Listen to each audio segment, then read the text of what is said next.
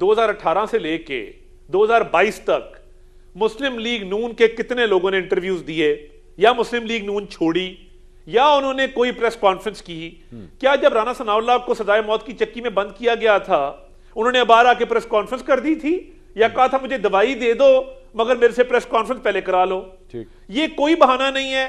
یہ جو تاثر دیا جا رہا نا کہ یہ سب کروایا جا رہا ہے اور پتہ نہیں کیا پریشر ہے, اللہ سے ڈر کے کہتا ہوں کہ یہ ایسے نوسر باز ہیں کہ ٹھٹھے. چلو جی قرآن لے آؤ بیچ میں, یہ اس کا فیوریٹ مشکلہ ہے, یہ ساری عمر جھوٹے قرآن اٹھاتا رہے گا, یہ اس کا فیوریٹ مشکلہ بھی کہے گا قرآن پاک لے آؤ, میں قسم کھاتا میں واپس آ رہا ہوں. نہ کریں نا, میں بات کر رہا ہوں, مجھے بات مکمل کرنے دیں, اپنی بات پہ بات کیجئے گا, اپنی باری پہ بات کیجئے گا.